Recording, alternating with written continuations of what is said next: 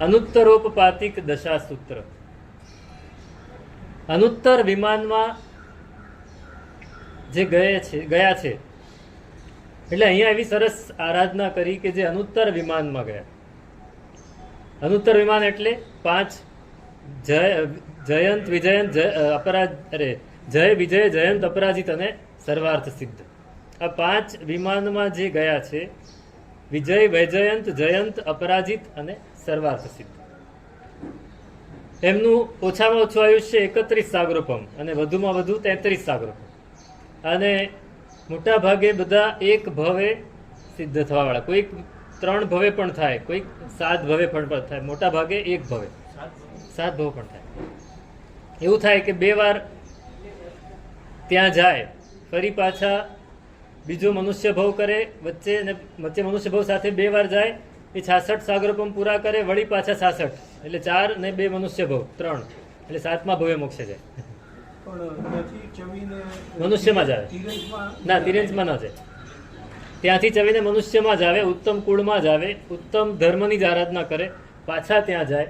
એવી રીતે 4 વાર એના ભવ, વચ્ચે 3 મનુષ્યના ભવ અને પછી મોક્ષ. એમ 7 કે 8 ભવે પણ મોક્ષ થઈ શકે. નથી તિર્યંશ ગતિ કયા દેવલોકથી મને અત્યારે યાદ નથી પાકું, પણ એટલા 7મા કે 8મા દેવલોક, હા પછી કહીશ. ત્યાં પછી તિર્યંશ ગતિમાં જવાનું નથી, ત્યાંથી મનુષ્યમાં જ જવાનું છે. 3 વર્ગ છે, એક વર્ગમાં 11 અધ્યયન છે અને કુલ 33 અધ્યયન છે. પહેલા વર્ગમાં શ્રેણિક રાજાના 10 પુત્રો એકાવતારી છે. અત્યારે મનુષ્ય હતા, અત્યારે જે હતા એ મનુષ્ય હતા, પછી દેવલોકમાં ગયા અને ત્યાંથી સીધા મનુષ્ય બનીને મોક્ષે જશે. તો એમાં અભયકુમારનો પણ નંબર લાગી ગયો. જાલી વગેરે 10 કુમારો છે. જાલી, મયાલી, ઉયાલી, પુરુષસેન, વારીસેન, દીર્ઘદંત, લષ્ટદંત, વેહલ્લ, વેહાસ અને અભયકુમાર. આ 10.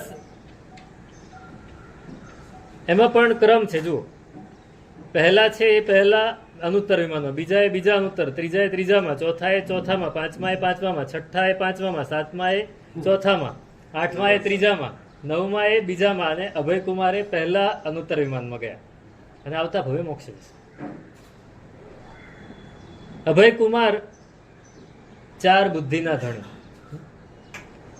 શ્રેણિક જ્યારે રાજકુમાર હતા અને એના પિતા પ્રસેનજીત, એમને ખ્યાલ આવી ગયો ઘણા બધા રાજા હોય, ઘણી રાણીઓ હોય, ઘણા પુત્રો હોય, એમાંથી રાજા કોને બનાવવા, પોતાની પછી કોને સ્થાપિત કરવા. પ્રસેનજીતે ઘણી પરીક્ષા કરી અને એને ખ્યાલ આવી ગયો કે શ્રેણિક જ રાજ્ય પદને યોગ્ય છે, રાજા બનવા યોગ્ય છે. પણ જો હું અત્યારથી જાહેર કરીશ તો એના દુશ્મનો વધી જશે. એ જમાનામાં એવું હતું. આપણે અકબર, શાહજહાં, જહાંગીર એના તો સાંભળ્યા કે ભાઈઓને, પિતાને બધાને મારી નાખે ને પોતે રાજા. ઔરંગઝેબે બધાને, પોતાના 3 ભાઈઓને મારીને પોતે રાજા બન્યો. પણ ત્યારે પણ એવું હતું કે શ્રેણિકને જોખમ ઘણું હતું, એટલે એનું એવું અપમાન કર્યું કે ઘર છોડીને નીકળી જાય. પોતે પોતાનું ઘર છોડીને નીકળી ગયા. અપમાન લાગે, સ્વમાન હોય એટલે અપમાન લાગ્યું, જતા રહ્યા. પ્રસેનજીતે જ કર્યું. પ્રસેનજીતે જ એની પરીક્ષા એવી કરી કે એમણે બધાને કહ્યું કે બધા 100 રાજકુમારો હતા, બધાને બેસાડ્યા જમવા માટે. જમવામાં ખીર પીરસી અને જેવા જમવા બેસે પેલા કૂતરા છોડી મૂક્યા, એકદમ શિકારી જંગલી કૂતરા. એ બધા આવી ગયા એટલે બધા જ રાજકુમારો થાળી છોડીને ભાગી ગયા. તો શ્રેણિક બેસી રહ્યા ડર્યા વગર. એને પોતાની પાસે કૂતરો હોય તો બીજાની થાળી પકડીને ત્યાં આગળ મૂકી દે અને પોતે પોતાનું ખાઈ લીધું. રાજાએ કહેલું જે ખાઈ લેશે એ જીતી જશે. અને ખાઈ લીધું પછી એનું અપમાન કર્યું કે તે કૂતરા સાથે બેસીને ખાધું, તે કૂતરા ભેગું બેસીને ખાધું. એવી રીતે એનું અપમાન કર્યું. એટલે શ્રેણિકને ગુસ્સો આવ્યો કે અરે મેં તમારી શરત પૂરી કરી, બીજી એવી શરત આપી કે એક મોટી ટોપલીમાં મીઠાઈ, ફરસાણ બધું ભરીને આપી દીધું. નેતરની ટોપલી હોય ને એમાં એને ઉપરથી પેક કરી દીધું અને કહ્યું કે આને ખોલ્યા વગર તમારે ખાવાનું છે. આ એક શરત. અને બીજી શરત કે માટલી આપી પાણીની, એની ઉપર પણ પેકિંગ કરી દીધું અને કીધું આને ખોલ્યા વગર પાણી પીવાનું છે. બીજા બધા બેસી રહ્યા, આ ખોલ્યા વગર ખવાય કેવી રીતે, આને ખોલ્યા વગર પાણી પીવાય કેવી રીતે? શ્રેણિક કુમારને બુદ્ધિ જોરદાર હતી. એને પેલી જે ટોપલી આપી હતી એને હલાવી, જોરથી હલાવી એટલે બધો ભૂકો થયો. ભૂકો પેલી નેતરની ટોપલી હતી એમાંથી બહાર આવ્યો, એ બધું એ ખાઈ ગયું. અને માટલી હતી એની ઉપર, નવી માટલી હતી એની ઉપર કપડું વીંટાળી દીધું. એ કપડું ભીનું થયું એટલે નીચોવીને પાણી પી લીધું. એમાં પણ જીતી ગયો. આવી જેટલી પણ પરીક્ષા કરી એ બધામાં એ જીતી ગયો. એટલે એને કીધું કે તું તો આ ભિખારી જેવું કરે છે, કૂતરા ભેગો ખાય છે, આમ છે તેમ છે, એમ કરીને એનું અપમાન કર્યું. એટલે એ ઘર છોડીને નીકળી ગયો. મેં કહ્યું ને હમણાં, એને શત્રુઓ ઘણા હતા. જો એ જાહેર થઈ જાય કે આ રાજા બનવાનો છે તો પહેલા જ એને ઝેર ખવડાવીને મારી નાખે ગમે તે. એટલે અપમાન કર્યું એટલે ઘર છોડીને જતો રહે એટલે બચી જાય. ગયો શ્રેણિક કુમાર ગયા બેનના તટનગર. ત્યાં કોઈક વટે માર્ગો હતા, મુસાફર તરીકે ગયેલા, કપડાં મેલા ઘેલા હતા, લઘર વગર હતા. કોઈક દુકાનના ઓટલે જઈને બેઠા. એ દુકાનના ઓટલે બેઠા ને પેલા ભાઈને દુકાને તડાકો પડી ગયો. લોકો એટલા બધા ઘરાકો આવી ગયા કે આટલા મહિનામાં જેટલા ઘરાક ના આવે એટલા એક દિવસમાં આવી ગયા. કે આ બધાનું માલ આપું કઈ રીતે? તો શ્રેણીકે કહ્યું હું તમને માલના પડીકા બનાવીને ફટાફટ આપું છું, તમે આપવા માંડો. અને આખા દિવસમાં વરસનો વકરો કરી નાખો. એટલે પેલા શેઠ ખુશ થઈ ગયા કે અરે દીકરા તું ક્યાંથી આવ્યો, તું છે કોણ, તારા લીધે મારી આટલી બધી કમાણી થઈ? તો કે બસ હું તો તમારે ત્યાં જ આવ્યો છું, સમજી લો ને. એમ કે બોલવામાં પણ હોશિયાર હતા. એના ઘરે લઈ ગયા, પોતાના ઘરે રાખ્યા અને એના લક્ષણો જોયા. એને થયું કે આ છે કોઈ ઉત્તમ માણસ છે, ઉત્તમ કુળનો છે. પોતાની દીકરી સુનંદા હતી, એની સાથે એના લગ્ન કરાવી. અને એ બંને ને જે પુત્ર થયો એનું નામ અભયકુમાર. એ હજી તો ગર્ભવતી હતી સુનંદા. ત્યાં પ્રસેનજીત રાજા એ માંદા પડ્યા. અને એ માંદા પડ્યા એટલે એને આ શ્રેણિક કુમારને શોધવા માટે માણસોને મોકલ્યા. જાસૂસો પહેલેથી મૂકેલા જ હતા, ખબર હતી કે કઈ જગ્યાએ છે. માણસો આવ્યા, શ્રેણિક કુમારને લઈ ગયા. જતી વખતે એણે કહ્યું નહીં, એને હજી સુધી કહ્યું નહોતું કે હું રાજગૃહીનો રાજકુમાર છું. એણે નામ લખી દીધું સાંકેતિક અક્ષરોમાં. એમને ખાતરી હતી કે જો જાણવું હશે તો મારો દીકરો જે થશે એ જાણી લેશે. સાંકેતિક અક્ષરોમાં નામ લખી દીધું અને પછી પોતે જતા રહ્યા. બાળક જન્મ્યો, એનું નામ રાખ્યું. એની માતાને અભયદાન આપવાની બહુ ઈચ્છા થયેલી એ જ્યારે ગર્ભમાં હતો ત્યારે, એટલે એનું નામ અભયકુમાર રાખ્યું. 8 વર્ષનો થયો, ભણે છે, રમે છે પોતાના મિત્રો સાથે. ત્યારે મિત્રો આ જીતી જાય, બુદ્ધિ બહુ હતી. નાનપણથી જ બુદ્ધિ એટલી બધી હતી કે બધી વાતમાં જીતી જાય. એટલે છોકરાઓ એને પછી ચીડવે. છોકરાઓ કેવા હોય કે કોઈ જીતી જાય તો એને ચીડવે. એટલે એને ચીડવે, ન બાપો છે, તારા બાપા ક્યાં છે? મારા બાપા છે ને, તો કે તારા નાના છે, તારા દાદા છે, તારા બાપા તો છે નહીં. ન બાપુ એ ગાળ કહેવાય. એટલે આને એની માતાને જઈને પૂછ્યું તો માતા કહે કે તારા પિતા છે તો ખરા, પણ એ ક્યાં છે મને ખબર નથી. તો કે કાંઈક તો આપણને સંકેત આપ્યો છે ને. તો કે આ દુહો લખીને ગયા છે, જોઈ લે. એ દુહો લખ્યો, એ વાંચ્યો એમણે અભયકુમારે, અને એને થયું કે આ તો નક્કી રાજગૃહીના રાજા છે. એટલે એની માને લઈને નીકળ્યા અને રાજગૃહી નગરીના કિનારે પાદરે પહોંચ્યા. તો ત્યાં ઘોષણા થતી હતી કે રાજાની પરીક્ષામાં જે ઉત્તીર્ણ થશે એને મંત્રી બનાવવામાં આવશે. રાજાની પરીક્ષા હતી. રાજા પાસે 499 મંત્રી હતા, ઉપર 500માં એક મુખ્ય મંત્રી જોઈએ, એની પરીક્ષા હતી. આને ઘોષણા ઝીલી લીધી. એની માતાને કીધું તમે બેસો, હું આ કામ પતાવીને આવું. અંદર આવ્યા અને રાજાએ એક સરસ પરીક્ષા રાખી હતી. એક જૂનો કૂવો હતો, સુકાઈ ગયેલો, એની અંદર વીંટી નાખી અને કહ્યું કે આ વીંટીને અંદર કોઈ ઉતર્યા વગર બહાર કાઢી આપે તો એ પાસ. આવી 3-4 પરીક્ષા હતી. ઘણા બધા આ લોકો આવી ગયા, પણ વીંટીને કાઢે કેવી રીતે? એકદમ ઊંડો કૂવો ને અંદર વીંટી પડેલી, એને કાઢવી કેવી રીતે? એટલે બધાય માથું ધૂણાવીને જતા રહ્યા. અભયકુમાર આવ્યા કે આને હું કાઢું તો કે તને મંત્રી બનાવશું. એણે બાજુમાં ગાયો ચરતી હતી એનું છાણ લઈ આવ્યો અને છાણ લઈને જોરથી વીંટી ઉપર નાખ્યું. પછી ઘાસ લઈ આવ્યો સૂકું, એને બાળીને એ છાણ ઉપર નાખ્યું એટલે છાણ સુકાઈ ગયું. પછી કીધું કે પાણીથી ભરી દો હવે કૂવાને પાણીથી પાઇપલાઇનથી ભર્યું એટલે પેલું છાણું તરતું તરતું ઉપર આવ્યું, તોડીને વીંટી આપી દીધી. રાજાએ વિચાર્યું કે આ છોકરો બહુ હોશિયાર છે. છે કોણ? એ છે કોણ પૂછ્યું તો કે બસ હું સમજો ને કે તમારા દીકરા જેવો જ છું. તમારો દીકરો છે એમ નથી કહેતો, એને ખબર પડી ગઈ આ મારા પિતા છે, પણ તમારા દીકરા જેવો જ છું.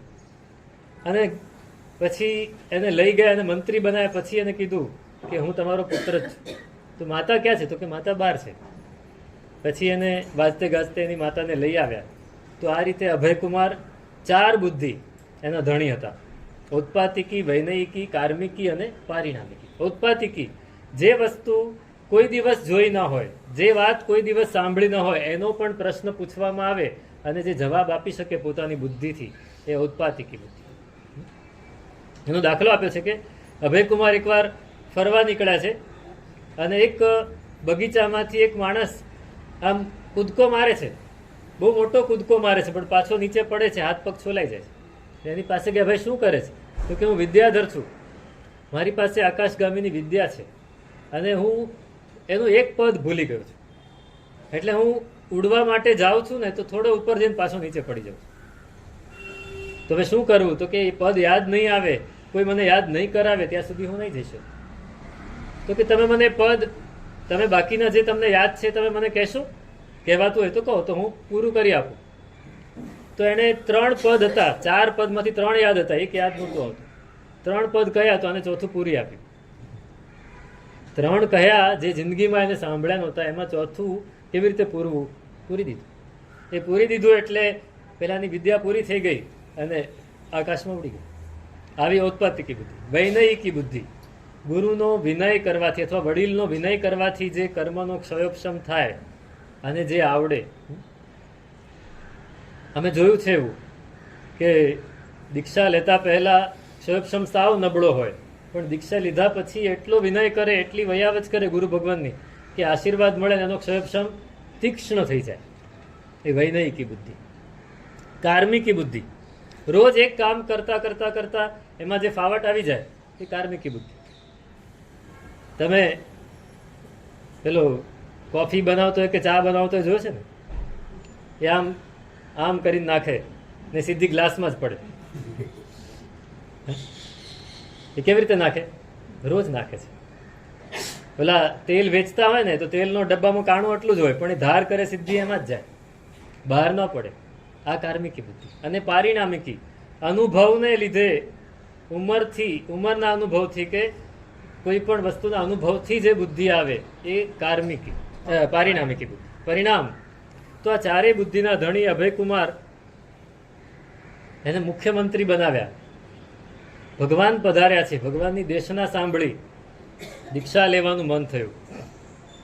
અભયકુમાર માટે એવું કહેવાતું હતું કે અભયકુમારનો જે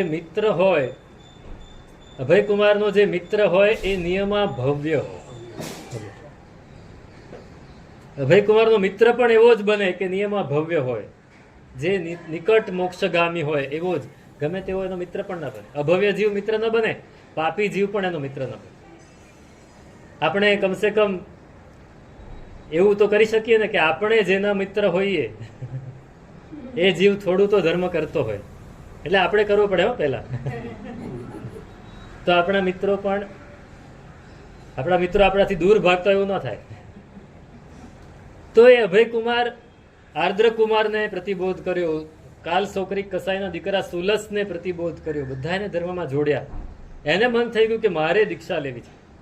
શ્રેણિક રાજાની પાસે રજા માંગી. શ્રેણિક રાજા કે તું દીક્ષા લે, પણ મારા પછી તારે રાજા બનવાનું છે, તું રાજર્ષિ બને, તું રાજા બનીને પણ દીક્ષા લેવાય. ઘણાય રાજાઓએ દીક્ષા લીધી જ છે, રાજર્ષિ બન્યા છે. પ્રસન્નચંદ્ર હતા. અભયકુમાર વિચારે છે કે વાત તો સાચી છે પિતાની કે રાજા બનીને પણ દીક્ષા લેવાય, પણ ભગવાનને પૂછી લઈએ. ભગવાન સામે બેઠા હોય પછી શું ચિંતા કરવાની? ભગવાનને જઈને પૂછ્યું, સાહેબ જો પૂછવાની ઢબ પણ કેવી, પૂછવાની બુદ્ધિ કેવી ચાલે. સાહેબ સૌથી છેલ્લા રાજર્ષિ કયા? તો કે ઉદયન. ઉદયન રાજા એ છેલ્લી દીક્ષા લેશે ને એના પછી તો કે એના પછી કોઈ રાજર્ષિ નથી. તો હવે મારો નંબર તો એમાં આવતો નથી, કેમ કે ઉદયન તો રાજા જ છે ને એ પણ ઉંમરવાળા છે. એ રાજા સૌથી છેલ્લા હોય રાજર્ષિ, તો હું તો દીક્ષા લઉં, હું રાજા બનીને દીક્ષા લઉં એ તો શક્ય જ નથી. એટલે પિતાને જઈને કીધું મારે દીક્ષા લેવી જ છે, તમારે રજા આપવી પડશે. તો કે જો હું રજા આપું, જે દિવસે હું કહું કે જા તારું મોઢું કાળું કર, એ દિવસે તારે દીક્ષા લઈ લેવાની. શ્રેણિક રાજાનો વિશ્વાસ હતો કે અભય કુમારને હું કોઈ દિવસ આવું કહેવાનો નથી. આખી વાત કેવી સરસ ચાલે છે, અને ચાન્સ, અવસર મળે, તક આવે ત્યારે કેવી રીતે પકડાય. હવે બન્યું એવું કે ભગવાન, શિયાળાના દિવસો છે, ભગવાન રાજગૃહમાં બહાર સમવસરણ લાગ્યું છે, બિરાજમાન છે, અને ભગવાનને વંદન કરવા માટે શ્રેણિક રાજા પોતાની રાણીઓ સાથે નીકળ્યા છે. વંદન કરીને પાછા આવતા હતા, એમાં સાંજ પડી ગઈ, અને સાંજે નગરની બહાર તળાવ હતું. તળાવના પાળે એક સાધુ ભગવંત કૌશગમાં ઊભા હતા. વસ્ત્રો હતા નહીં, કૌશગમાં ઊભા હતા. અને શિયાળાના દિવસો, તળાવની પાળે, તમે વિચારો કેવી ઠંડીઓ, અને પાછું ઉત્તર ભારત, પૂર્વ ઉત્તર ભારત, નજીકમાં જ હિમાલય. એ લોકોએ જોયા, ખૂબ ભાવથી વંદન કર્યા અને પોતાના મહેલમાં આવ્યા. મહેલ એકદમ હુંફાળો હતો, સરસ રજાઈઓ હતી, હીટરની જેમ પેલા તાપણા સળગાવેલા હતા, અને એમાં શ્રેણિક રાજા અને ચેલણા રાણી સૂઈ ગયા હતા. રાત્રે ઊંઘમાં ને ઊંઘમાં ચેલણા રાણીનો હાથ રજાઈની બહાર જતો રહ્યો, અને 10 મિનિટ થઈને એમાં ઠંડીમાં હાથ જકડાઈ ગયો, એકદમ ઠીઠુરાઈ ગયો, ઠૂંઠવાઈ ગયો, એટલે એની ઊંઘ ઉડી ગઈ. અને હાથને ગરમાવો આપતા આપતા એ બોલ્યા કે એમનું શું થતું હશે. એના મનમાં એવું હતું કે પેલા સાધુ ભગવંત એ અત્યારે શિયાળામાં આ તળાવની કિનારે ઊભા હશે, એમનું શું થતું હશે. શ્રેણિક રાજાની ઊંઘ ઉડી ગઈ, અને એને સાંભળ્યું કે એમનું શું થતું હશે. ચેલણા રાણી કોના વિશે બોલતા હશે. સૌથી પહેલી શું થાય? શંકા થાય. શંકા થઈ ગઈ કે કોના વિશે બોલતા હશે. એટલે, અને રાજા છે, રાજા વાજા અને વાંદરા, વિચારે નહીં કાંઈ, સીધું અમલમાં જ મૂકે. વાંદરાને વિચાર આવે ને સીધો અમલમાં મૂકે. રાજાએ અને વાજા એને વિચારવાનો અવાજ જ કરે, સીધું વગાડે એટલે. તો એ રાજા સવારની પોરમાં એને આવ્યો ગુસ્સો કે ચેલણા જો આવી હોય તો બીજી રાણીઓ કેવી હશે. નહીં જોઈએ. પોતે તૈયાર થઈને બહાર નીકળ્યા, સામે જ અભયકુમાર મળ્યા. એ માતા પિતાને વંદન કરવા આવતા હતા. અભયકુમાર, જી પિતાજી. આખું અંતઃપુર સળગાવી દો, રાણીઓ સાથે બધાને સળગાવી દો. અભયકુમાર પણ એમ બોલવા ગયા, આ મારી આજ્ઞા છે, બોલવાનું નથી, નાનું નચ નથી કરવા. અભયકુમાર સમજી ગયા પિતા ગુસ્સામાં છે, અને ગુસ્સામાં લીધેલો નિર્ણય કોઈ દિવસ સાચો હોય. રાજા તો નીકળી ગયા ભગવાનને વંદન કરવા માટે. અભયકુમારે વિચાર્યું કે રાજા પિતાએ આજ્ઞા આપી છે, રાજાએ આજ્ઞા આપી છે, અને એને પાલન તો કરવું જ પડશે. એટલે એને શું કર્યું, અંતઃપુરની બાજુમાં જ હાથીઓનો તબેલો હતો, હાથીઓને મૂકવાનું હસ્તીશાળા હતી. હાથી બધા બહાર ચરવા ગયેલા, ફરવા ગયેલા, એમાં ઘાસ ભરેલું હતું. એને કીધું આને સળગાવી દો. એટલે સળગી ગયું. દૂરથી એની જ્વાળા દેખાય, અને અભયકુમાર પોતાની માતાઓને વંદન કરી નીકળી પડે. રસ્તામાં શ્રેણિક રાજા ભગવાનને વંદન કરે. ભગવાને જઈને પહેલો પ્રશ્ન પૂછ્યો, મારી ચેલણા રાણી છે એ સતી કે અસતી, ઉલટા કે સતી? તો કે સતી નહીં, મહાસતી. પણ સાહેબ આ શું? તો કે રાત્રે પેલા સાધુ ભગવાનને યાદ કરીને વિચાર કરતા હતા. એટલે શ્રેણિકને થયું કે મેં ખોટો આદેશ આપી દીધો. એટલે ભગવાનની દેશના સાંભળવાની પડતી મૂકીને સીધા ઘર ભેગા કે હજી અભયકુમારે આજ્ઞા પાલન ન કર્યું હોય તો સારું. અને રસ્તામાં અભયકુમાર મળ્યા. આજ્ઞાનું પાલન કર્યું? હા પિતાજી, કર્યું.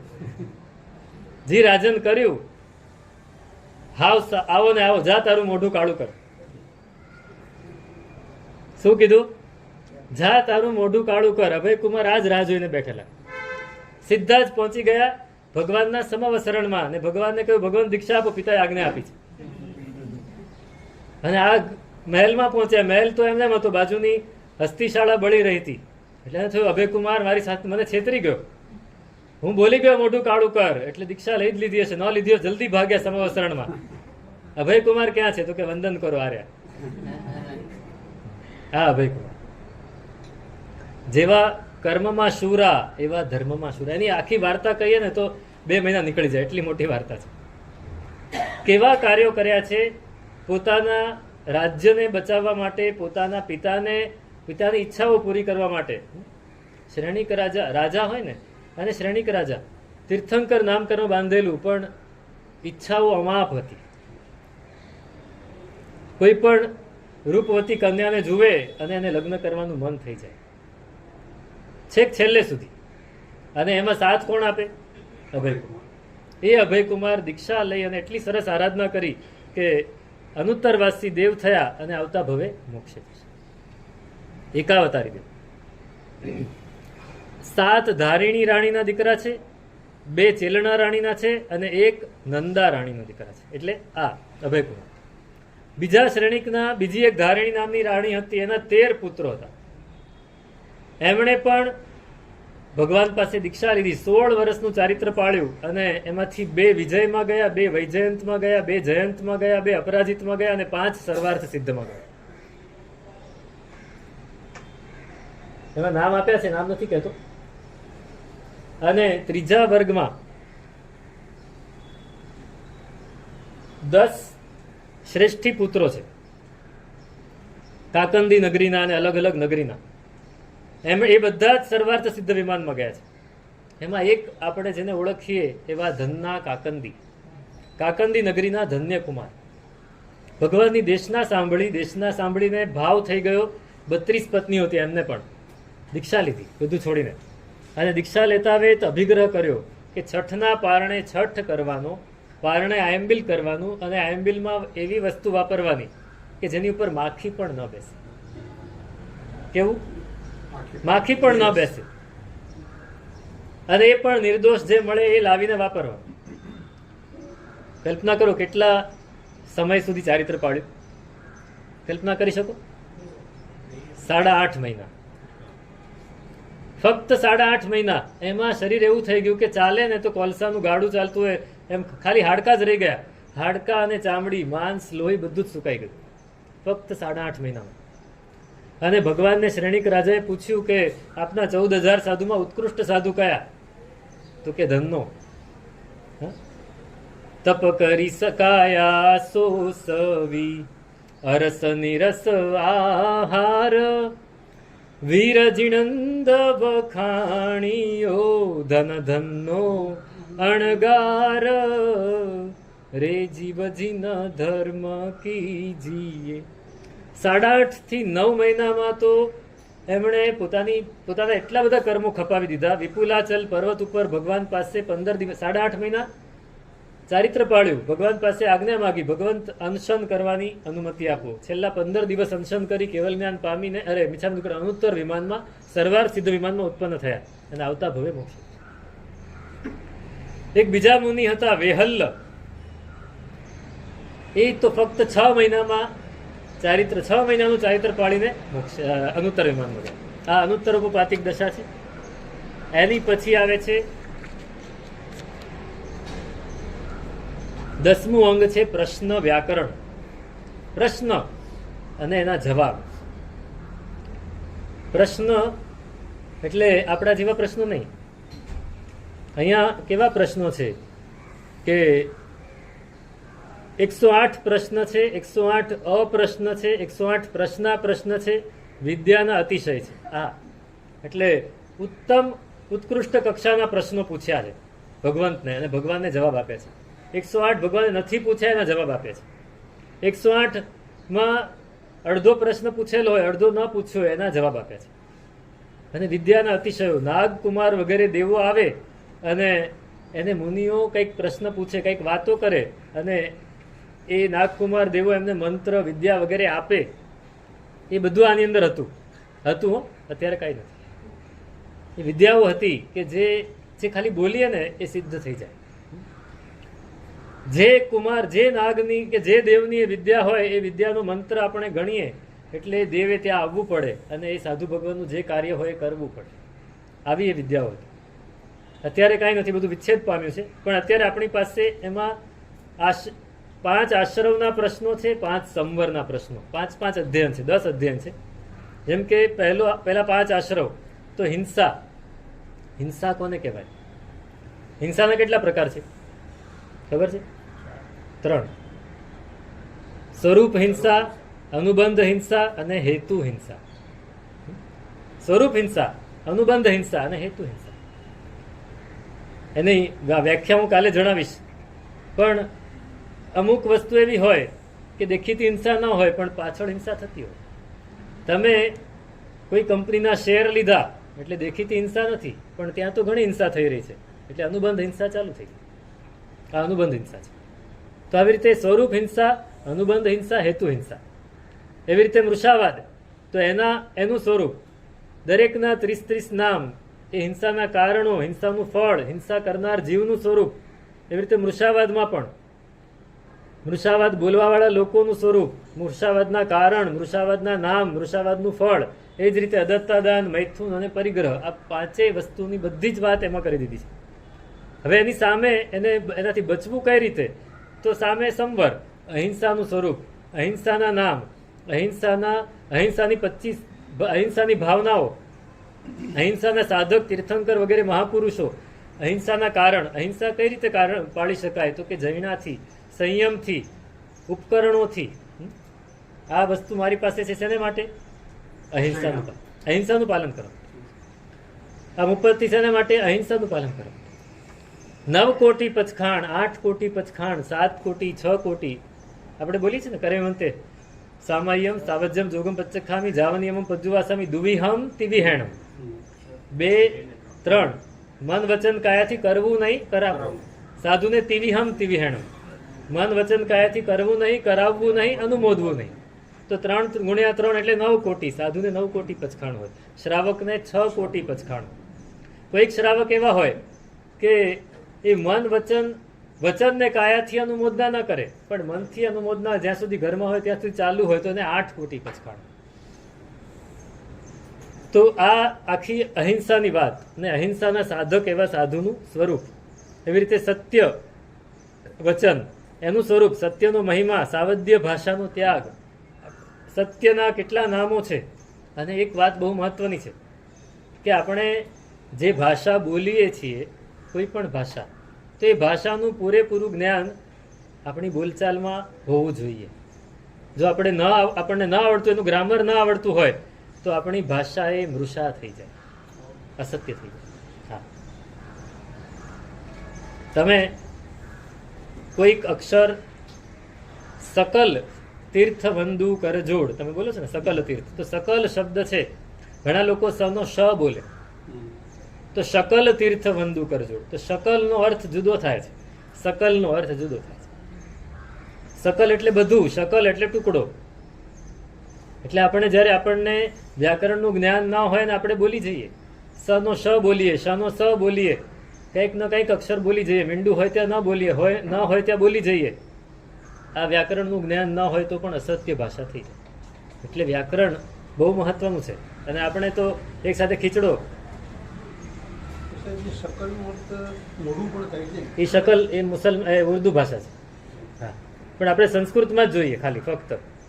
સકલ તીર્થ, સકલ શબ્દ સંસ્કૃત છે. તો સંસ્કૃતમાં સકલનો અર્થ સઘળું થાય, પણ શકલ એટલે ટુકડો થઈ જાય. તો આ વાત જ્યારે આપણે સમજી લઈએ છીએ, જો નથી સમજતા, અને અત્યારે તમે કઈ ભાષા બોલો છો? ગુજલીશ. અડધું ગુજરાતી ને અડધું ઇંગ્લિશ, એને ગુજલીશ ભાષા કહેવાય. હકીકતમાં એને એવું કહેવાય છે. હિન્દી અને ઇંગ્લિશ ભેગી થાય હિંગ્લિશ કહેવાય છે. અને ગુજલીશ, આપણે ગુજલીશ ભાષા બોલીએ. હા, તમે તમારા નાના બાળકોને શું શીખવાડો? જો મંકી ટ્રી ઉપરથી જમ્પ કરે છે, તમે બોલશો અડધું ગુજરાતીમાં, પણ બધા જ શબ્દો ઇંગ્લિશમાં આવશે. વાંદરો તમે નહીં બોલો, તમારું સ્ટેટસ ઓછું થઈ જાય. ઝાડ તમે નહીં બોલો, કૂદકો નહીં બોલો. તમને એમ થાય કે અમારું બાળક, એને ઇંગ્લિશ જ આવડવું જોઈએ. પછી તમે ગર્વ કેશ કરશો કે સાહેબ અમારા છોકરાને ગુજરાતી આવડતું જ નથી. નકામો સાવ સાવ નકામ. આપણા છોકરાને આપણી માતૃભાષા ન આવડે એનું ગૌરવ લેવાનું. સાહેબ અમે તો એને સારામાં સારી કોન્વેન્ટ સ્કૂલમાં મૂક્યો છે. તમે તમારા છોકરાઓને ઇંગ્લિશ સ્કૂલમાં મૂકો, કોન્વેન્ટમાં મૂકો એટલે સમજી લો કે આ ઉપાશ્રયને તાળા લાગી જવા. તાળા લાગી જાય. એ નહીં આવે અહીંયા. આવશે તો હમણાં જ એક દીકરી આવી હતી, એને કાંઈ ખબર નહોતી આવીને શું કરવાનું છે. એને જિંદગીમાં મને લાગે પહેલી વાર જોયા છે સાધુને. કદાચ જોયા હોય તો એને ખબર નહીં. આપણે સારામાં સારું એજ્યુકેશન આપવા માટે પણ સારામાં સારા સંસ્કાર નથી આપી શકતા. અહીં કહે છે આટલી વાત ઉપરથી કેટલી સમજણ પડે કે વ્યાકરણનું જ્ઞાન ન હોય તો આપણી ભાષા અસત્ય થઈ જાય, આપણને અસત્યનો દોષ લાગે. સત્યની ભાવનાઓ અને સત્યના નિમિત્તો.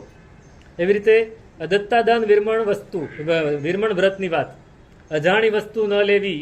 અમને સાધુ માટે એવું કહ્યું કે અમે કોઈને અમારી ઉપર દ્વેષ હોય, અપ્રીતિ હોય તો એના ઘરે અમારે ન જવાય, એના ઘરની ગોચરી ન લેવાય, નહીં તો અદત્તાદાનનો દોષ લાગે. એની પાસેથી લેવાય પણ નહીં કાંઈ. અને અમને કેવા ઉપકરણ ખપે અને કેવા ન ખપે, કઈ વસ્તુ અમને ચાલે કઈ ન ચાલે, દાતા આપવા વાળો કેવો હોવો જોઈએ, વૈયાવચ કેવી રીતે કરાય. એવી રીતે બ્રહ્મચર્ય એનું સ્વરૂપ, અમારે કઈ જગ્યાએ રહેવું એનાથી પણ બ્રહ્મચર્ય નક્કી થાય છે. ઉપાશ્રય કેવી જગ્યાએ હોવો જોઈએ, આસપાસ કેવી વસ્તી હોવી જોઈએ. બ્રહ્મચર્યનો મહિમા. સૌથી ઉત્તમમાં ઉત્તમ વ્રત છે બ્રહ્મચર્ય. એ વ્રત જગમાં દીવો મેરે પ્યારે, એ વ્રત જગમાં દીવો. અને એની ઉત્કૃષ્ટતા, એનું ફળ અને એની ભાવના. અહીંયા લખ્યું છે કે જે બ્રહ્મચર્યની વ્રત તો લઈ લીધું પણ બરાબર પાલન ન કરે, એમાં ભાંગા પાડે તો એ કદાચ દેવલોકમાં જાય ને તો પણ કિલ્બિશિક દેવમાં છે. ક્યાં છે? કિલ્બિશિક એટલે ભંગી, હરિજન, કામવાળો. દેવલોકમાં પણ એવા પ્રકાર હોય, ત્યાં પણ એને કામ કરવું પડે, તો એવા દેવલોકમાં જાય. અને પરિગ્રહનું સ્વરૂપ, સાધુએ કેવી વસ્તુ રખાય, કેવી વસ્તુ ન રખાય, કેવા પદાર્થો વપરાય, કેવા ન વપરાય, શું ખપે શું ન ખપે, આહાર, પાણી, ઉપધિ, ઉપકરણ. અને એ સિવાય કોઈ પણ સારા કે ખરાબ વિષયોમાં રાગ દ્વેષ પણ કરવો એ પરિગ્રહ થઈ જાય છે. સમજો કે કોઈક વ્યક્તિ આવીને એને સારું અત્તર છાંટ્યું છે, અરે બહુ સરસ હો, તમે અત્તર બહુ સરસ છાંટ્યું, તો પરિગ્રહ થઈ ગયો. એણે જે અત્તર છાંટ્યું છે એની અનુમોદના મેં કરી લીધી. આ બધી વાત આની અંદર સમજાવે છે. આ પ્રશ્ન વ્યાકરણ. એની પછીનું સૂત્ર છે વિપાક સૂત્ર, 12મું અંગ, 11મું અંગ. આ બહુ મહત્વનું છે. વિપાક એટલે ફળ. ફળ બે પ્રકારના છે, એક દુઃખ વિપાક, એક સુખ વિપાક. કેવા પાપો કરે તો દુઃખ વિપાક મળે અને કેવા પુણ્યો કરે તો સુખ વિપાક મળે. એની વાત સરસ કરી છે આમાં.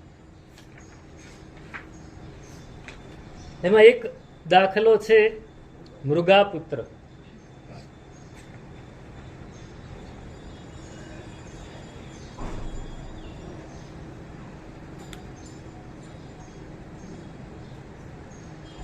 ગૌતમ સ્વામી ગોચરી પાણી માટે નીકળ્યા છે અને છઠના પારણે છઠ કરતા હતા. પોતે, એમના શિષ્યો કેટલા હતા? 500 શિષ્યો તો દીક્ષા વખતે હતા. એ સિવાય 50,000 શિષ્યો હતા.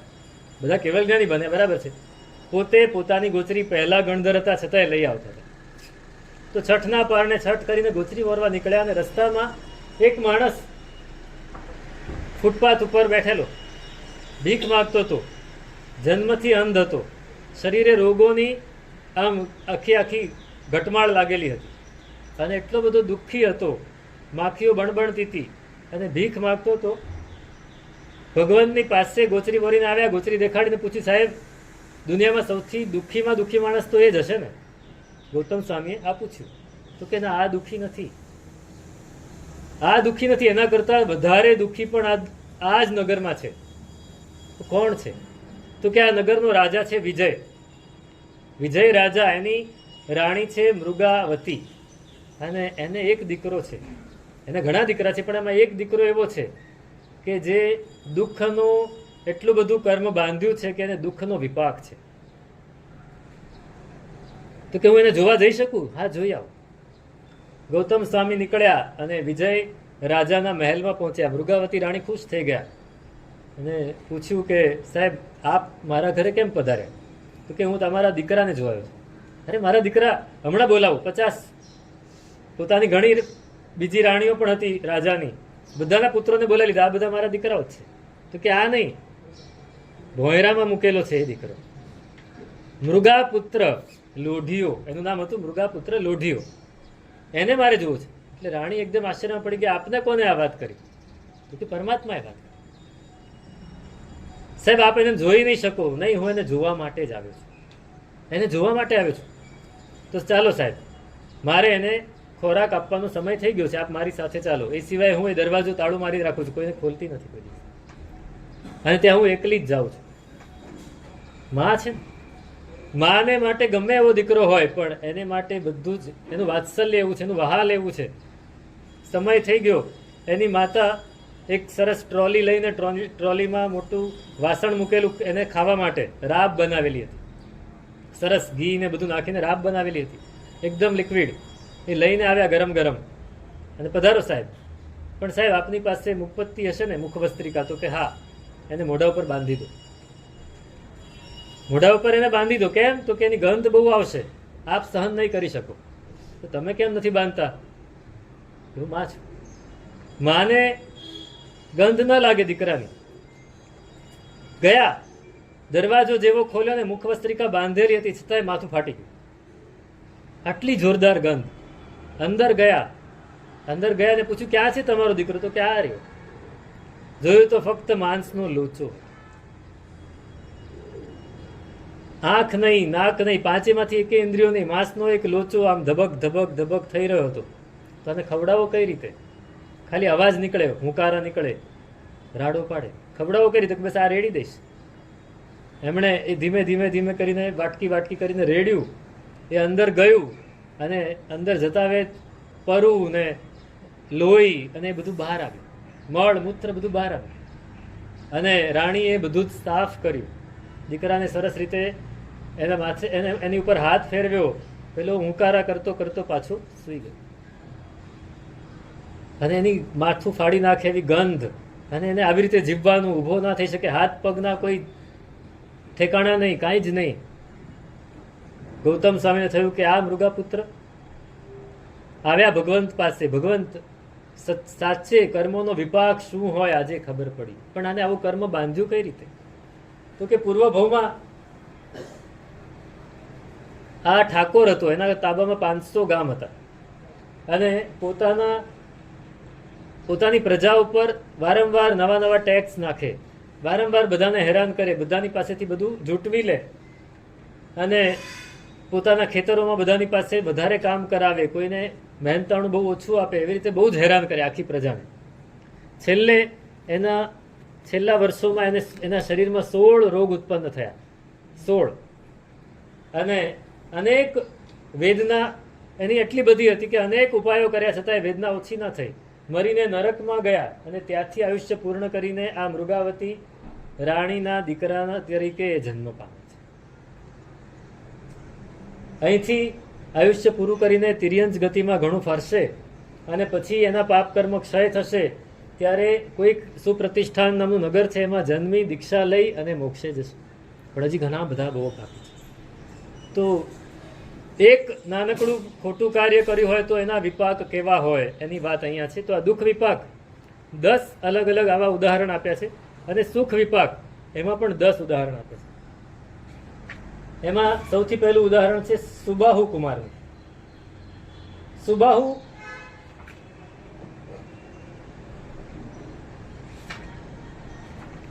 એના પિતા અદીન શત્રુ નામના રાજા છે. હસ્તિશીર્ષ નામનું નગર છે, એને 500 રાણીઓ છે, અને એમના આ દીકરા છે સુબાહુ કુમાર.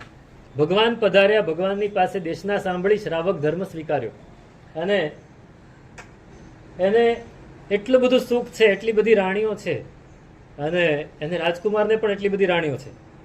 એને દીક્ષા લેવાની ભાવના થઈ. માતા પાસે રજા માંગી, માતા રજા નથી આપતા. એટલે સામે જે વાત થાય છે એની ઉપર આખી સજાએ રચાયેલી છે. તો ભગવાનને જઈને એના પિતાએ પૂછ્યું કે આટલો બધો સુખી કેમ? ત્યારે એને ભગવાન કહે છે કે પૂર્વ ભવમાં એને કેવા સરસ ધર્મ કાર્યો કર્યા, કેવા પુણ્ય કાર્યો કર્યા, એક પણ ખોટું કાર્ય કર્યું નથી અને પૂરેપૂરા ભાવથી કર્યું છે, એટલે એ સુબાહુ તરીકે જન્મ્યો છે. અને એ સુખ બધા ભોગવતા ભોગવતા હવે એના કર્મનો ઉદય ઓછો થયો, એટલે એને દીક્ષા લેવાનું મન થયું, એના અંતરાયો તૂટ્યા છે. એ દીક્ષા લઈને સરસ રીતે આરાધના કરીને દેવલોક વગેરેના સુખો હજી બહુ ભોગવશે, 15 ભવ સુધી ભોગવશે અને પછી મોક્ષે જશે. તો આ સુખ વિપાક છે. અહીંયા પણ 10 ઉદાહરણ આપ્યા છે. આ વિપાક સૂત્રની વાત છે. આ 11મું અંગ છે. 12મું અંગ છે દ્રષ્ટિવાદ. એ અત્યારે છે નહીં, વિચ્છેદ પામ્યું છે. એના 5 પ્રકાર છે. એની અંદર 5 અલગ અલગ વિભાગ છે. સૌથી પહેલું પરિકર્મ. પરિકર્મ એટલે શું? પ્રેક્ટિસ. પ્રેક્ટિસ. નાનું બાળક છે એને તમે સ્કૂલમાં મૂકો તો સૌથી પહેલા શું શીખવાડશે? ABCD. પછી આપણે ભણતા હતા ત્યારે આપણને શું શીખવાડતા? પેલી સ્લેટમાં એકડો ઘૂંટાવતા. એકડો આમ કરીને આપી દે, બસ આપણે ઘૂંટ્યા કરવાનું. આ ઘૂંટવું એટલે શું? પરિકર. પ્રેક્ટિસ. ઘૂંટવું એટલે પ્રેક્ટિસ.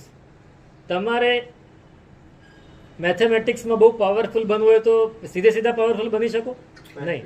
નાનપણમાં તમે સરવાળા, બાદબાકી, ગુણાકાર, ભાગાકાર આ બધું કર્યું હોય, હા, અને એનેથી મગજને તમારે બરાબર કસ્યું હોય, પરિકર્મ કર્યું હોય, તો તમે પછી મોટા થાવ તો ફટાફટ બધા આંકડા તમે ગણી નાખો, ભાગી નાખો, એના બાદબાકી પણ કરી લો. તો આ પરિકર્મ છે. તો 11 અંગ છે ને એ ભણ્યા, એના પછી 12મું અંગ ભણવું છે, એને માટે ફરીથી બુદ્ધિને પરિકર્મિત કરવી પડે. પ્રેક્ટિસથી એને એકદમ મજબૂત, તીક્ષ્ણ કરવી પડે. એ કર્યા પછી એ આ ભણી શકે 12મું અંગ. તો એ પરિકર્મના 7 ભેદ છે અને 83 પ્રભેદ છે. એ ભણ્યા પછી બુદ્ધિ એકદમ તીક્ષ્ણ થઈ જાય. કેવી બુદ્ધિ તીક્ષ્ણ હોય 14 પૂર્વધરની?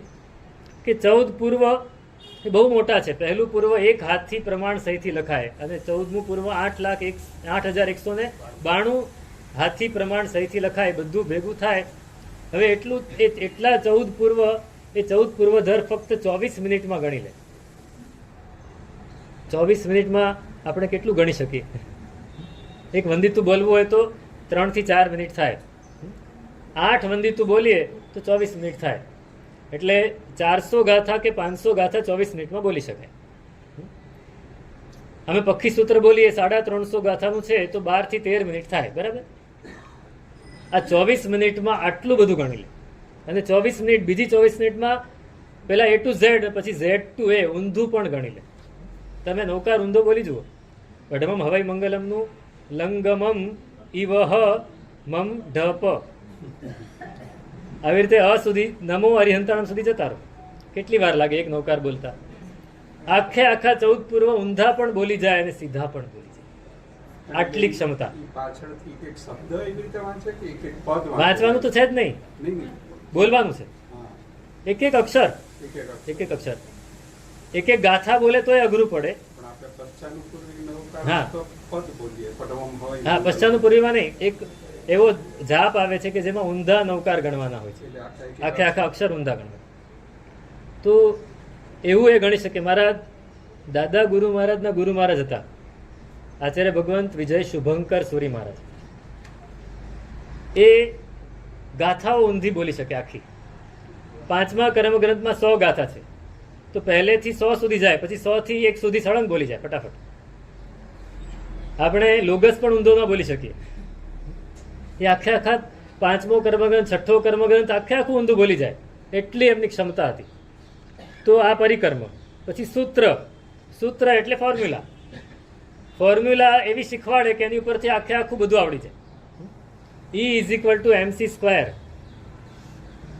એલ્બર્ટ આઇન્સ્ટાઈનની રિલેટિવિટીની આ ફોર્મ્યુલા છે. એની ઉપર આખું સાયન્સ અત્યારે એની ઉપર ચાલે છે, એક ફોર્મ્યુલા ઉપર. આવા 88 ફોર્મ્યુલા એની અંદર આપી છે કે જેનાથી આખા 14 પૂર્વ, આખું દ્રષ્ટિવાદ એના મગજમાં આવી જાય. ત્રીજું પૂર્વગત. આટલું કર્યા પછી એને પૂર્વ ભણવાના. એની પછી અનુયોગ એટલે 2 અનુયોગ છે. એક મૂળ પઢમાણુ યોગ અને એક ગંડિકાનું યોગ. મૂળ પઢમાણુ યોગ એટલે એની અંદર 63 શલાકા પુરુષના બધા જ ચરિત્રો. તો એક ઋષભદેવ ભગવાનનો પહેલો ભવ ધન સાર્થવાથી માંડીને મહાવીર સ્વામીનો છેલ્લો ભવ, અને વચ્ચે 12 ચક્રવર્તી નવ વાસુદેવ, પ્રતિવાસુદેવ, બળદેવ અને મુખ્ય જે પણ આવા મહાપુરુષો થયા બધાના ચરિત્ર એની અંદર છે. અને ગંડિકાનું યોગ એમાં કુલકર વગેરેનું વર્ણન છે. અને સિદ્ધ ગંડિકા, ગંડિકા એટલે જ્યારે ઋષભદેવ ભગવાન મોક્ષે ગયા ને પછી ભરત ચક્રવર્તી મોક્ષે ગયા. ભરત ચક્રવર્તીની પાટે 8 રાજા એવા થયા કે એને આરિસા ભુવનમાં કેવલ જ્ઞાન થયું. ભરત ચક્રવર્તીની જેમ જ ભરત ચક્રવર્તીને આરિસા ભુવનમાં, એની પછી 8 રાજાઓને આરિસા ભુવનમાં, અને એની પછી અસંખ્ય રાજાઓ એની પાઠ પરંપરામાં મોક્ષે ગયા. પછી એક જીવ સર્વાર્થ સિદ્ધમાં ગયો, પછી અસંખ્ય રાજાઓ મોક્ષે ગયા, પછી એક સર્વાર્થ સિદ્ધમાં. એમ કરતા કરતા ઘણો બધો કાળ પસાર થયો. પછી અસંખ્ય રાજા અને 2 સર્વાર્થ સિદ્ધમાં, પછી 3, પછી 4, પછી 5. એક સમય એવો આવ્યો કે અસંખ્ય સર્વાર્થ સિદ્ધમાં એક મોક્ષ. આ બધું સિદ્ધ ગંડિકા. આ આખું વર્ણન ઋષભદેવ ભગવાન અને અજિતનાથ ભગવાન વચ્ચે 50 લાખ કરોડ સાગરોપમ વીતી ગયા. એમાં કેટલા જીવો મોક્ષે ગયા હશે એની વાત, એનું વર્ણન આની અંદર છે. અને ચુલિકા, ઉપરના 4 ભેદ. ચુલિકા એટલે શિખર. ઉપરના 4 ભેદમાં, 4 વસ્તુમાં જે વાત કરી છે એ સિવાયની જે બાકી રહી એ શિખરમાં મૂકી દીધી. આ 5 પ્રકારનું દ્રષ્ટિવાદ છે. આ દ્રષ્ટિવાદ એટલે 12મું અંગ અત્યારે નથી, વિચ્છેદ પામ્યું છે. પણ એ હોત તો કેવું હોત, આપણું જીન શાસન કેવું હોત. પણ આપણી બુદ્ધિ નહોતી, એટલે આપણી બુદ્ધિ ઘટતી ગઈ, એટલે આપણે યાદ રાખવાનું છોડી દીધું. અમે ભણતા ને, જુઓ યાદ રાખવાનું કેટલું ઓછું થતું જાય છે. હું અમારો દાખલો આપું. અમે ભણતા ને ગુરુ ભગવાન પાસે, ત્યારે ગુરુ ભગવાન કે આ બધું મોઢે કરવાનું છે. અમે મોઢે કરી લીધું. જેટલું પણ મોઢે કરવાનું હોય, જેમ કે વ્યાકરણ, તો એના 6000 શ્લોક હતા, મોઢે કરાવ્યા. એ 6000 શ્લોક વ્યાકરણ મારા ગુરુ મહારાજ અમને ભણાવતા હતા. એને પુસ્તક જોવાની જરૂર નહોતી, મોઢે બોલતા હતા.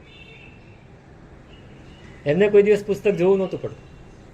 અને એ પોતે કહેતા હતા કે હું તમને ભણાવું છું, હું વ્યાકરણ ભણાવું છું, ન્યાય ભણાવું છું, જે પણ ભણાવું છું. મારા એ નંદનસુરી મહારાજ, નેમિસુરી મહારાજના મુખ્ય પટ્ટ શિષ્ય હતા, જમણો હાથ કહેવાતો નંદનસુરી મહારાજ. એમની પાસે ભણ્યા.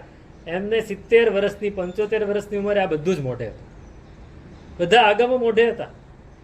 આ અત્યારે હું જે બોલ્યો એના પાઠ સાથે બોલી આપે બધું. એટલી એમની બુદ્ધિ.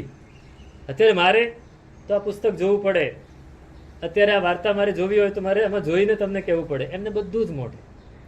તો ધીમે ધીમે ધીમે આપણી બુદ્ધિ ઓછી થતી જાય છે. કેમ કે જેટલા સાધનો વધે એટલી બુદ્ધિ ઓછી થાય. અમે ભણતા તો અમારા ગુરુ ભગવાન કોઈ દિવસ નોટ બનાવવા નહોતા દેતા, કે નોટ્સ નહીં બનાવવાની. કે તું નોટ્સ બનાવીશ ને તો તું ભણીશ નહીં. કેમ કે તને અંદરથી વિશ્વાસ બેસી ગયો કે નોટ્સ છે ને જ્યારે જરૂર હશે ત્યારે ખોલીને જોઈ લઈશ, તો તું યાદ નહીં રાખ. નોટ્સ નહીં બનાવ, યાદ રાખ. આ એમની કૃપા છે કે આટલું તો આટલું યાદ તો રહે છે. પણ જો નોટ્સ બનાવી હોત તો આટલું પણ યાદ ના રહે. તો એ જમાનામાં ગુરુ ભગવાન તો એકબીજાને પોતાની કંઠ પરંપરાથી જ્ઞાન આપતા. કંઠ પરંપરાથી બધું પોતાને યાદ હોય એ સાધુને રોજ એનો વાંચના આપે, અને સાધુ એ ભણતા જાય, યાદ રાખતા જાય અને શીખી જાય. એ 14 પૂર્વ પણ મોઢે મોઢે લખાયા નથી. લખાયું જ્યારે 1 પૂર્વ થોડું બાકી રહ્યું હતું ત્યારે દેવર્ધી ગણિત ક્ષમાશ્રમણે 980 વર્ષ ભગવાન કાળધર્મ પામ્યા પછી લખ્યું. તો આ રીતે 11 અંગ પૂરા થયા. હવે ઉપાંગ સૂત્ર, એમાં સૌથી પહેલું છે ઔપપાતિક સૂત્ર. ઔપપાતિક એટલે શું? ઉપપાત, ક્યાં કોનો જન્મ થાય, કોણ કેવું કર્મ બાંધે તો કયા ભવમાં ઉત્પન્ન થાય, કયા પ્રકારના જીવો એ દેવલોકમાં જાય, કેવા પ્રકારના જીવો નરકમાં જાય, કેવા તિર્યંચમાં જાય, કેવા મોક્ષમાં જાય. આ ઉપપાત, ઉપપાત એટલે ઉત્પત્તિ, એનું વર્ણન આની અંદર છે. એમાં સૌથી પહેલા ચંપા નગરીનું વર્ણન છે. મૂળ વાત એવી થઈ કે શ્રેણીક રાજા અભયકુમારે દીક્ષા લીધી, એટલે હવે પોતાના પછી યુવરાજ કોને બનાવવા? તો કોણિક એક જ ઓપ્શન હતું કે જે સૌથી પ્રબળ હતો, કોણિક. બીજા બધા એટલા પ્રબળ ન હતા, એટલે કોણિકને યુવરાજ બનાવી દીધું, અને બાકી બધાને પોતાને જે જે આપવું હોય આપી દીધું. હવે કોણિકને એવું થયું મનમાં કે મારા પિતા શ્રેણિકની ઉંમર ઘણી હતી. શ્રેણિક રાજા ભગવાન મહાવીર સ્વામી કરતા 10-12 વર્ષે મોટા હતા ઉંમરમાં. એટલે ભગવાનને 72 થયા, 72 વર્ષે કાળધર્મ પામ્યા. શ્રેણિક રાજા એમનાથી 10-11 વર્ષ એટલે 83 વર્ષે કાળધર્મ. ભગવાનના નિર્વાણના 1 વર્ષ પહેલા શ્રેણિક રાજા કાળધર્મ પામે છે. એટલે 80 વર્ષની ઉંમર, જો એમની 80-81 વર્ષની ઉંમર હોય તો કોણિકની કેટલી હોય?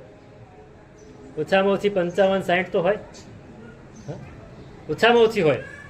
એટલે કોણિકને થઈ ગયું કે મારા પિતા જો નહીં મરે તો હું ક્યારે રાજા બનીશ, મારા હાથમાં ક્યારે પાવર આવશે. અને એના મિત્રો પણ મળી ગયા. એટલે એણે શું કર્યું? બધા જ લોકોને ફોડી નાખ્યા, પોતાના તરફી કરી દીધા અને રાજાને પકડીને જેલમાં નાખ્યા કે આ જેલમાં જશે તો જ હું રાજા બની શકીશ. રાજા બન્યા પોતે. અને શ્રેણિક રાજા જલ્દી મરી જાય એટલે રોજ એને 100 કોડા મરાવે છે પોતાના પિતાને.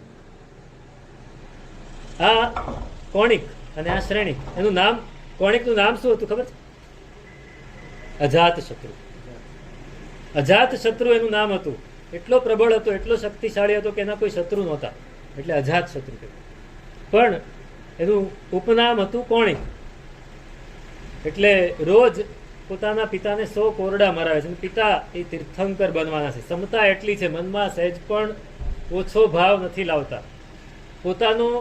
પોતાની ભૂલ વિચારે છે, પોતાનો દોષ વિચારે છે કે મેં મારા દીકરાને જલ્દી રાજ્ય ન સોંપ્યું, એનું આ છે પરિણામ. ભૂલ મારી છે, દીકરાની નથી. ચેલણા રાણી એને રોજ મળવા માટે જાય. શ્રેણિક રાજાની ચોખ્ખી આજ્ઞા છે કોણિક રાજાની કે એને કોઈએ ખવડાવવાનું નહીં, ખાવા પીવાનું નહીં આપવાનું.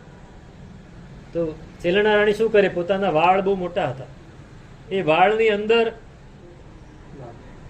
દારૂ, મદિરા, એક પ્રકારની મદિરા જેનાથી શક્તિ રહે, એ પોતાના વાળમાં નાખી દે. એટલે વાળ ભીના થઈ જાય ને. અને પછી અમુક ખાવાનું પણ અંદર મૂકી દે અને જાય રાજાને મળવા માટે. અને પોતાના વાળને નીચોવીને એને એ મદિરા પીવડાવે એટલે એને શક્તિ રહે. ગમે એટલા કોરડા પડે તોય હારે નહીં, થાકે નહીં. અને ખાવાનું આપે એટલે શક્તિ રહે. આ રીતે રોજ ચાલે છે. એક દિવસ એવું બન્યું કે ચેલણા રાણી ત્યાં જઈને તો આવી ગયા, પછી કોણિક જમવા બેઠો હતો. એનો દીકરો છે ઉદાઈ. એ ઉદાઈને પોતાના ખોળામાં બેસાડ્યો અને કોણિક જમતો હતો.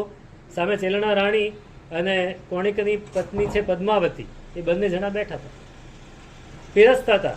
એમાં ઉદાઈ નાનકડો 8-9 મહિનાનો, 10 મહિનાનો, અને એને થાળીમાં જ પેશાબ કર્યો. એટલે કોણિકે એ બધું હટાવીને એમાંથી થાળીમાંથી જ ખાઈ લીધું. નહીતર શું કરે? થાળી બદલી નાખે. પછી પોતાની માતાને પૂછે છે કે મારા જેવો પુત્ર પ્રેમ બીજા કોઈમાં હોય? મને મારા પુત્ર પર આટલો પ્રેમ છે. તો કે તારે શું પુત્ર પ્રેમ? તારા પિતાને જે પુત્ર પ્રેમ હતો એ બીજા કોઈમાં ન હોય. તો કેમ? મારા પિતાને શું? મૂળ એવું હતું કે કોણિક અને હલ્લ અને વિહલ્લ 3 સગા ભાઈ. એમાં કોણિક જ્યારે માતાના ગર્ભમાં આવ્યો ત્યારે ચેલણા રાણીને ઘણા ખરાબ દોહલા થયા, ખરાબ ઈચ્છાઓ થઈ. એટલે એને થયું કે આ પાપી જીવ છે, એટલે એને મારી નાખવાનો ઘણો પ્રયત્ન કર્યો. બચી ગયો, પુણ્યશાળી હતો. મોટો થયો તો પણ ચેલણા રાણી એ બંને હલ્લ વિહલ્લ અને કોણિક વચ્ચે ભેદભાવ રાખે. લાડવા બનાવ્યા હોય તો આને ગોળનો લાડવો ખવડાવે, પેલા બેને સાકરનો ખવડાવે. આટલો ભેદભાવ રાખે. એટલે કહ્યું કે તારા પિતા, તું જન્મ્યો ને ત્યારે મેં તો તને નાખી દીધો તો ઉકરડામાં. મને તારી પર બહુ ગુસ્સો હતો. એટલે તારા પિતાને ખબર પડી એટલે ઉકરડામાંથી તને લઈ આવ્યા. ઉકરડામાં તું પડ્યો રહ્યો 2-4 કલાક. એમાં કુકડાએ તારી આખી કોણીથી હાથ આખો ફોલી ખાધેલો. એટલે એમાં પાકી ગયું હતું, પરું થઈ ગયું હતું, અને તું આખો દિવસ રડે. તો એ રાજાએ જોયું કે આ રડે છે, તું મોઢામાં મૂકો એનો હાથ મોઢામાં મૂકી રાખો તો એ નથી રડતો. તો 6 મહિના સુધી, જ્યાં સુધી એ રૂજાયો નહીં ત્યાં સુધી તારો હાથ તારા પિતા મોઢામાં મૂકીને, એ પરુવાળું મોઢામાં મૂકતા હતા. તારા પિતાનો પ્રેમ વધારે કે તારો? અને એને રિયલાઇઝ થયું. તો પછી આ લાડવાવાળું કોણ? તો કે હું કરતી હતી, મને તારી ઉપર દ્વેષ હતો. એટલે ભાગ્યો સીધો કે આવા પિતાને મેં જેલમાં નાખ્યા.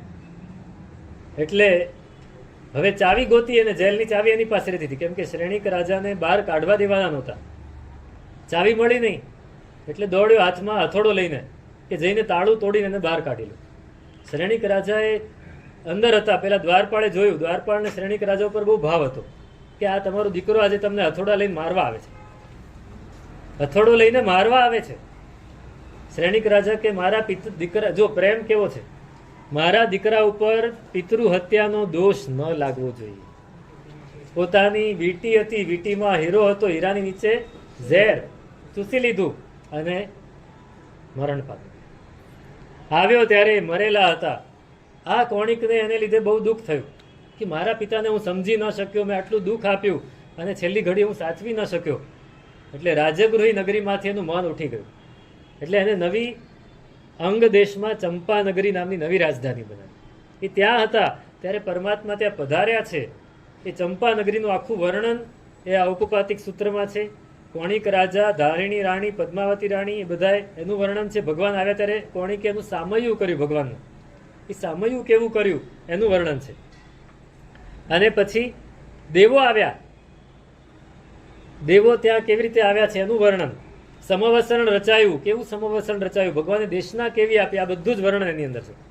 અને પછી ગૌતમ સ્વામી પ્રશ્ન પૂછે છે કે કયા જીવો કેવા દેવ તરીકે ઉત્પન્ન થાય. દેવનું ઓછામાં ઓછું આયુષ્ય 10,000 વર્ષ.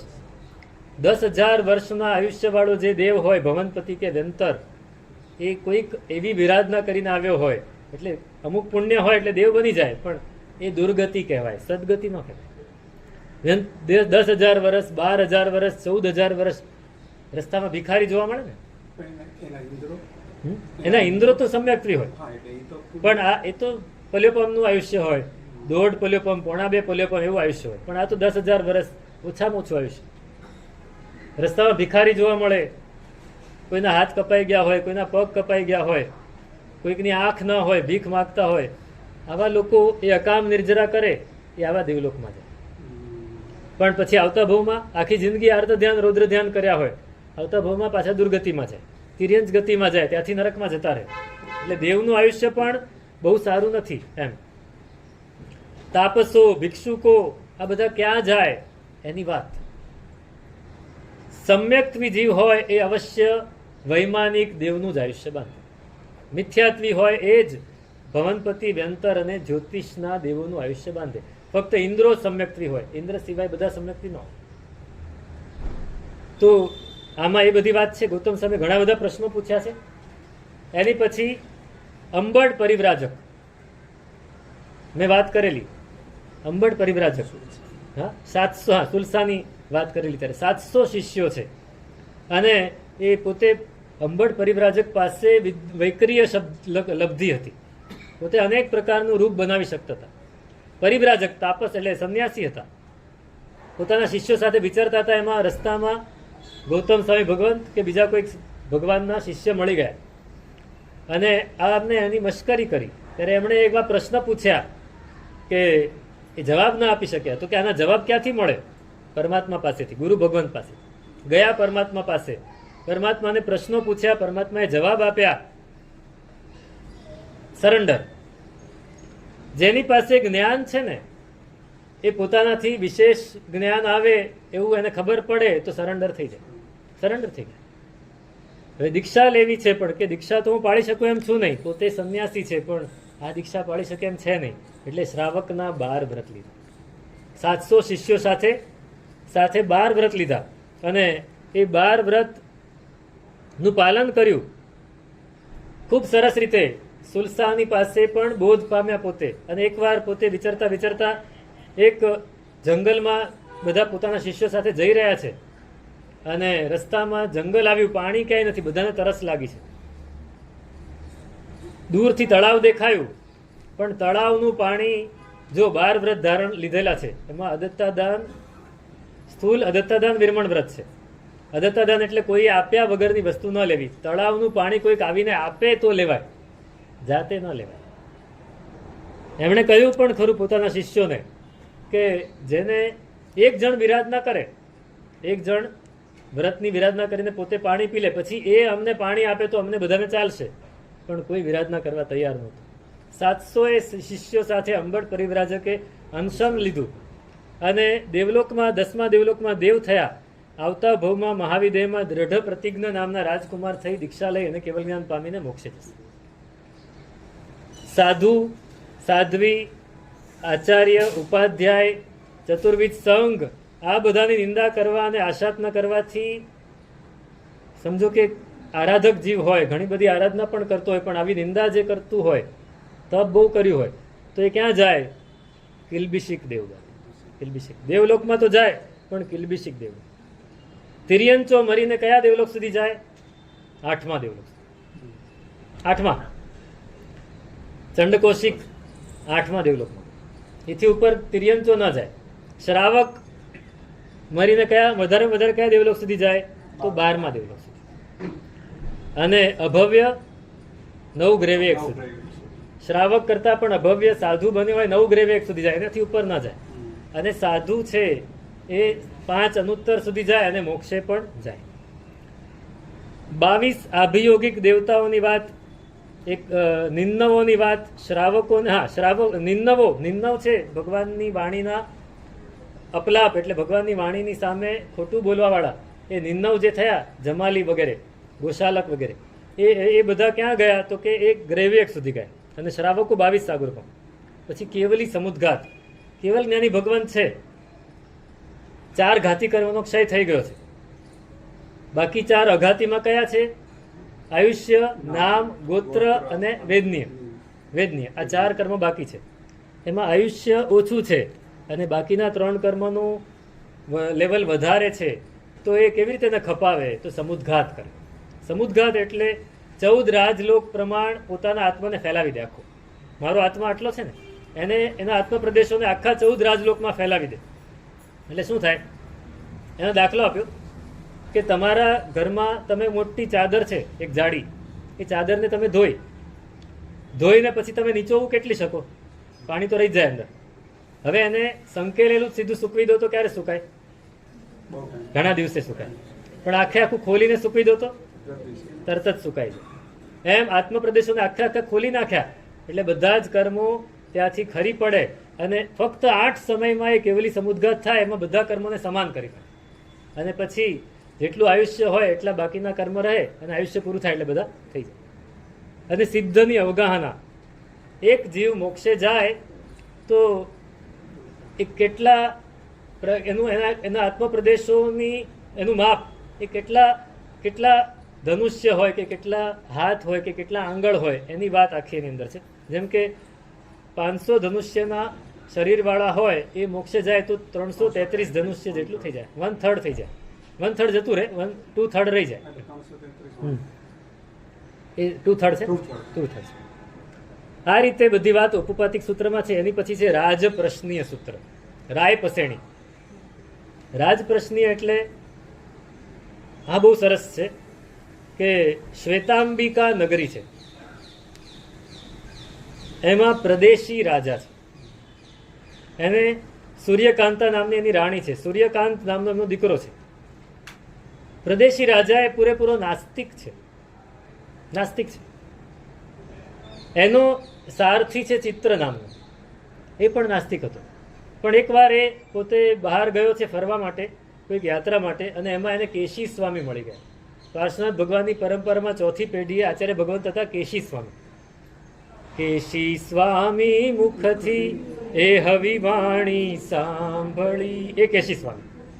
તો એમની પાસે આનો ભેટો થયો, એમને વંદન કર્યા, એની દેશના સાંભળી એટલે એ ચિત્ર સારથીને પ્રતિબોધ થયો, શ્રાવક બની ગયો. પોતે પોતાના નગરમાં પાછો આવ્યો. રાજાનો રથ પોતે હાકે છે, ડ્રાઈવર છે એમ એક રીતે. પણ એને થયું કે રાજા એટલો નાસ્તિક છે, મારે એને ધર્મી બનાવવું છે. એટલે કેશી સ્વામીને જઈને ફરીથી ગયો, એમની પાસે વિનંતી કરી કે મારા નગરમાં પધારો. તો કે તારા નગરમાં રાજા નાસ્તિક છે, હું આવું તો શું કામનું? તો કે એ રાજાને મૂકો એક બાજુ, બીજા ઘણા શ્રાવકો છે, આપ પધારો તો ખરા. આવ્યા બિરાજ્યા, દેશના ચાલુ છે. એમાં આ ચિત્ર સારથી પોતાના રાજાને લઈને ફરવા નીકળ્યો છે. અને ફરતા ફરતા એ બરાબર એ જ જગ્યાએ લઈ આવ્યો અને કહ્યું કે રથમાં થોડી ખામી છે, આપણે નીચે ઉતરવું પડશે, રથને રિપેર કરવો પડશે. રથને એક બાજુ મૂકી તો ક્યાં બેસશું? તો કે અહીં બાજુમાં જ કોઈ ભગવાન પધાર્યા છે, એની દેશના ચાલુ છે, ત્યાં બેસો ને, વાંધો નહીં. તો કે એવું બધું હું સાંભળું નહીં. અરે સાહેબ, ટાઈમ પાસ કરવાનો છે, આપણે ક્યાં સાંભળવું છે? લઈ ગયા. જુઓ કેવી રીતે પોતાના રાજાને ધર્મ પમાડે છે. ગયા, દેશના સાંભળી, મનમાં પૂર્વગ્રહ છે, નાસ્તિક છે ને, એટલે જે પણ ભગવંત કહે છે એની સામે કાઉન્ટર ક્વેશ્ચન્સ પૂછે છે અને ભગવંત એના જવાબ આપે છે. એ થયું કે આને પ્રશ્નો તો પૂછવા જેવા છે.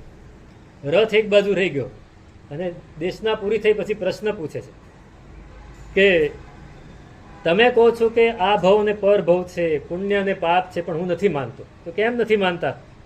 તો કે મારા દાદા હતા ને એ બહુ પાપી હતા, એટલી બધી હિંસા કરી છે, એટલા શિકાર કર્યા છે, એટલા ખોટા કાર્યો કર્યા છે એમણે, તો એ તો જાય તો નરકમાં જ જવા જોઈએ તમારા હિસાબે. પણ મેં એમને કહેલું કે તમે નરકમાં જાઓ ને તો મને કહેવા આવજો કે હું નરકમાં છું એટલે તું ખોટા કાર્ય નહીં કરતો. પણ એ હજી સુધી મને કહેવા આવ્યા નથી એટલે હું માનતો નથી કે નરક જેવું કંઈ હોય. અને મારા દાદી હતા એ બહુ પુણ્યશાળી હતા, તો એ તો સ્વર્ગમાં જ ગયા હોય. એમને પણ મેં કહેલું કે તમે સ્વર્ગમાં જાઓ તો મને કહેવા આવજો, નરકમાંથી કદાચ ન આવે, સ્વર્ગમાંથી તો આવવું જોઈએ ને.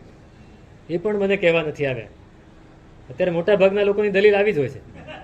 કોણ આપણને ખબર પડે કે દેવલોક છે કે નરક છે? પછી મારે આત્મા છે કે નહીં મને પ્રશ્ન હતો.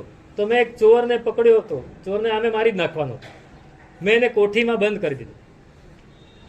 થોડા દિવસ પછી જોયું તો એ મરી ગયેલો હતો. જો એ મરી ગયો એના જીવ અલગ હોય, આત્મા અલગ હોય, તો એ દરવાજો ખુલે પછી જ બહાર નીકળે ને, એમને બહાર કેવી રીતે નીકળી ગયો? બીજી વાત, એક ચોરને મેં કોઠીમાં બંધ કરી દીધો, એ પણ મરી ગયો, પણ એના શરીરમાં કીડા પડી ગયા. તો એ ક્યાંથી આવે? જો આત્મા હોય, દરવાજો ખુલ્લો હોય તો આવે, એમ કેવી રીતે આવી? આવા ઘણા પ્રશ્નો પૂછ્યા. એ બધાના જવાબ કેશી સ્વામીએ આપ્યા. એ જવાબ આપણે પછી વિચારીશું, કારણ કે અત્યારે ટાઈમ પૂરો થાય છે. તો આ રીતે ઘણા પ્રશ્નોના જવાબ આપ્યા. એટલે પ્રદેશી રાજા એને પ્રતિબોધ થયો, શ્રાવક ધર્મ સ્વીકાર્યો, ઔષધ કરે છે દર તિથિએ. એની રાણીને થયું કે આ રાજા આટલો સરસ મારી સાથે ભોગ ભોગવતો તો અમે હરતા ફરતા હતા ને આ ઔષધ કરવા માંડ્યો. એટલે એને થયું કે એને પોતાની ઈચ્છાઓ ઘણી હતી, તો બીજા પુરુષ સાથે એને ખોટું કામ શરૂ કરી દીધું. પણ હવે આને થયું કે આ રાજા જ્યાં સુધી જીવતો હોય ત્યાં સુધી હું ખુલ્લમ ખુલ્લા નહીં કરી શકું. એટલે રાજાને ઝેર આપીને મારી નાખ્યો. મર્યો નહોતો તો એના ઉપર પોતે સુઈ, એટલે એને વળગી પડી અને એનું ગળું દબાવ્યું અને રાજાને મારી નાખ્યો. એ મરીને સૂર્યાભ દેવ થયો. અને ભગવંત મહાવીર સ્વામી પધાર્યા જ્યારે, ત્યારે એમના સમવસરણમાં આવીને ભગવાનની સામે નાટક કરે છે, નૃત્ય કરે છે અને પ્રશ્ન પૂછે છે. એ બધી વાત આપણે વિચારીશું અગ્રે અધિકાર વર્તમાન જો.